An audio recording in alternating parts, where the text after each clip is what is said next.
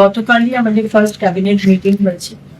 আমাদের সম্মানীয় মুখ্যমন্ত্রী শুভেন্দু অধিকারীজি হয়েছে এবং উনি যেভাবে নির্দেশ দেবেন পথ দেখাবেন আমরা সেভাবে কাজ করবো। আমি সেভাবে কাজ করবো, আমরা টিম হিসেবে কাজ করবো। এবং গতকাল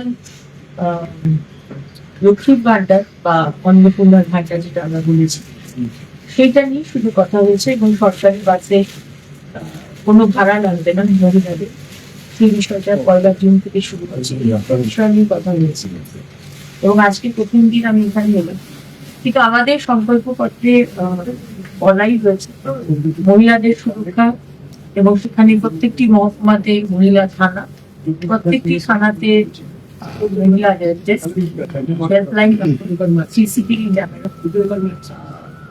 অন্তত আমাদের সরকার আসার পর আমরা চেষ্টা করবো যে কোনো ঘটনা যদি ঘটনা ঘটতেই পারে, কিন্তু সেটাকে ধামা চাপা দিয়ে দেওয়া, সেটাকে কাভার আপ করা, যে দোষী সে যে দলই করুক না কেন তার যেন শাস্তি হয়।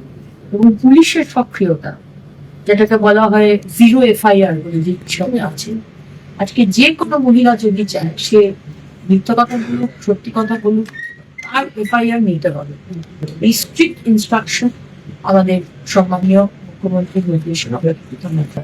যারা অন্যায় করে আমাদের পরিবেশকে নষ্ট করছে, ওয়াটার বডি জলা জমি ভরাট করছে, আমার আরবান ডেভেলপমেন্ট মিউনিসিপাল অ্যাফেয়ার্স এর দায়িত্ব, এবং ওয়াটার বডি ভর্তি করে ওই বাও মোমোর কারখানার মতো ঘটনা যারা ঘটিয়েছেন বা যারা এখনো অব্দি ওয়াটার বডি বোঝাচ্ছেন, যারা দামোদর নদীর মতো পশ্চিমবঙ্গের বিভিন্ন নদী শেষ করে দিচ্ছেন বালি চুরি করে করে, যারা কয়লা চুরি করে করে এতদিন রাজপুত্রকে কাটমানি পাঠাতে, সবাই সতর্ক হয়ে যান। কারণ আমাদের মাননীয় মুখ্যমন্ত্রী গতকালই নির্দেশ দিয়েছেন লিগাল যেগুলো অ্যালাউড শুধু সেইখানেই হবে। শুধু আপনি ইফটিজারের কথা বলবেন, ইফটিজার তো মেসেজ পাবেই।